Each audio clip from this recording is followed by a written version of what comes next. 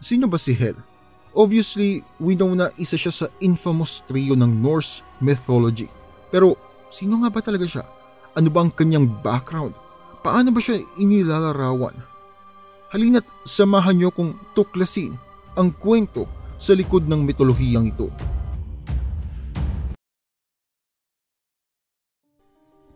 Inilalarawan si Hel bilang isang sakib, mapang-api at walang pakialam sa mga nilalang, buhay man yan o patay. Si Hel ay mayroong malademonyong ngiti sa mukha nito. Siya ang nagbabantay sa, well you guess it, Hel. Ang kulay ng balat ni Hel ay half blue-black at half flesh. Pag nagkaroon ng matinding kalamidad o sakuna, si Hel ay aalis ng kanyang kaharian para pumunta sa lupa. Nakasakay ito sa kanyang kabayo na may 3 paa, kung saan naman naghahanap ito ng mga nakaligtas at dadalhin niya sa kanyang kaharian. Ang pinamamahalaan ni Hel ay ang Realm of the Dead o kilala din natin sa tawag na Hel, Niflheim o Helheim. Ang Hel ng Norse mythology ay malamig at madilim. Dito napupunta mga kaluluwa na namatay sa pagkatanda, sa sakit o hindi naman kaya sa katuwagan. Ito ang opposite ng kaharian ni Odin na Valhalla, kung saan bukas ang pintuan nito para sa mga kaluluwang namatay sa pakikipaglaban. Ang kanyang kaharian ay binabantayan ng isang hellhound na sa tuwing may bagong tao o kaluluwa na papasok sa kanyang kaharian, ito ay aalulong. Ang boses nito ay maririnig ng isa pang nilalang, isang nakakatakot na dragon na kilala sa tawag na Nidhogg. Si Nidhogg ay hihigupin ng mga dugo ng bawat taong pumapasok. Kapag nahigop na ang dugo, ito ay manghihina at mas madali na itong maidadagdag ni Hel sa kanyang kawal ng mga patay.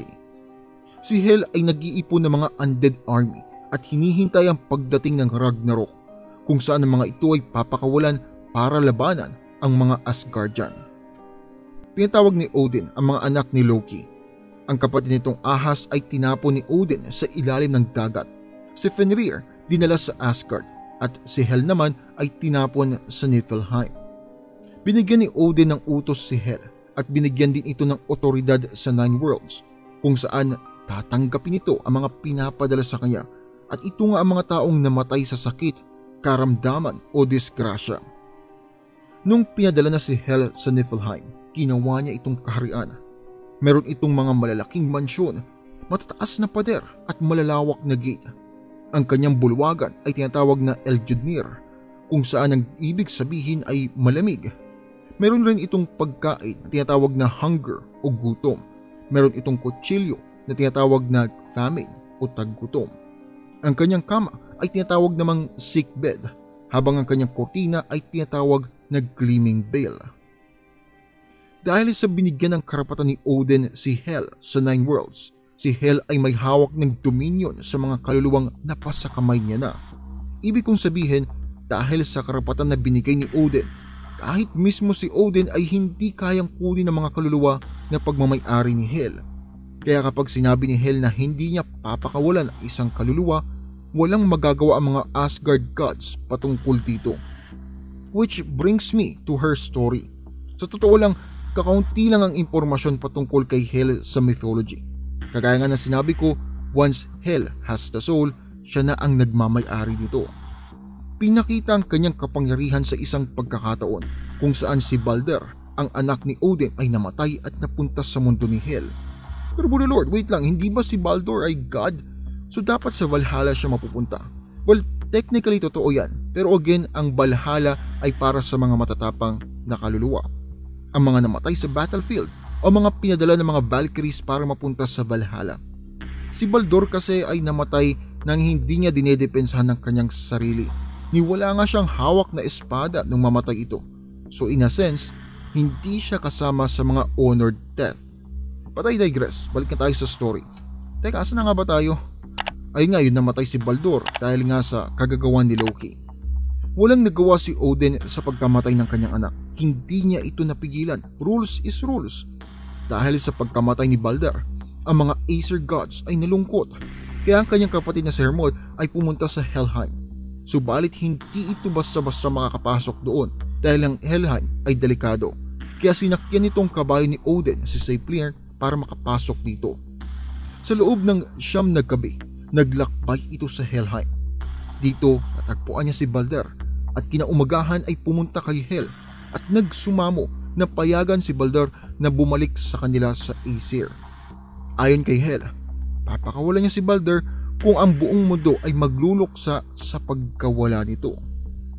Agad naman bumalik si Hermod sa Aesir at sinabi ang kondisyon ni Hel.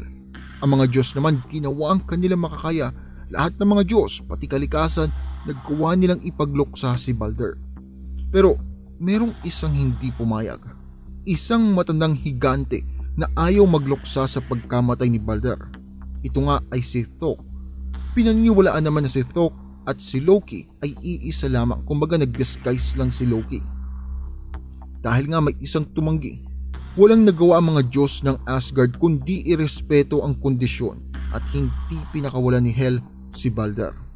O nga pala, additional info lang, ang asawa ni Balder na si Nanna ay namatay din dahil sa kalungkutan at na-reunite ito kay Balder sa Helheim. Ragnarok. At this point, alam na natin si Fenrir pinatay si Odin, si Jormungandr naman pinatay si Thor. Si Hel, sino ba ang pinatay sa Ragnarok? Well, sadly, wala tayong impormasyon patungkol sa nangyari sa kanya sa Ragnarok. Alam lang natin ay ang mga kawal nito ay isinama niya sa battlefield ng Ragnarok. Ayon nga sa mythology, matapos ang Ragnarok magkakaroon pa rin ng good and bad places. Kung si Hel ay namatay o nabuhay, hindi natin alam dahil hindi na ito in-explain ng writer. Analisahin natin si Hel kung siya ba talaga ay masama o sadyang hindi lang siya inintindi ng mga Diyos. Well, let's put it this way. Halimbawa, may nawalang gamit sa bahay ninyo at kayo ang pinagbintangan simply because nakita kang pumasok sa kwarto. Hindi ba nakakayamot yon? Wala pang concrete evidence at hinusgahan ka agad. Ito ang na-experience ni Hel. Actually, mas malala pa. So, balik tayo sa nangyari. Nung namatay si Balder, doon nagkaroon ng exposure ang pangalan ni Hel. Pero ayon sa mythology, hindi niya trinato si Balder bilang isang bilanggo. Pagkus winelcome niya pa ito at pinaghandaan, pati rin ang asawa nitong si Nanna. Sa katunayan, noong pumunta si Odin sa Helheim para questionin ang isang mangkukulam, tinanong nito si Hel kung bakit ang kanyang bulwagan ay maliwanag. Sinagot siya ni Hel na ang mga alak ay hinanda niya para kay Balder. Second point, nung hiniling ni Hermod na kuhanin ang kanyang kapatid, hindi niya pinataka si Hermod sa kanyang mga kawal, bagkus pinabayaan niya ito. And take note, nasa mundo siya ni Hel, so kahit ano pwede niyang gawin, pero hindi niya ito ginawa. Ang susunod ay ang request ni Hermod. Walang ibang hiniling si Hel, kundi patunayan na talagang karapat dapat pakawalan si Balder at gagawan niya ito ng walang alinlangan. Obviously, ang kanyang tatay na si Loki ay may ibang ideya. Hindi natin alam kung sila ba ay magkasama sa ideyang ito, pero sa tingin ko walang alam si Hel sa plano ng kanyang tatay. Oo, gumawa rin siya ng hukbo para kapag dumating ang Ragnarok ay may palaganap niya ito sa battlefield. Pero think of it, ginawa niya ba ito dahil gusto niya o ginawa niya ito dahil sa paghihiganti?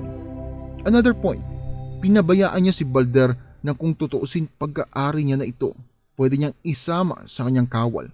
Bagkus pinabayaan niya ito para pagkatapos ng laban ay mayroong magre-rebuild ng mundo. So, ano bang moral story dito? Well, for one, wag natin husgahan ang isang tao sa kanyang itsura, ethnicity, o kung ano pa man. Hindi porket anak siya ng isang masamang tao, masama na rin ang agad ang taong ito.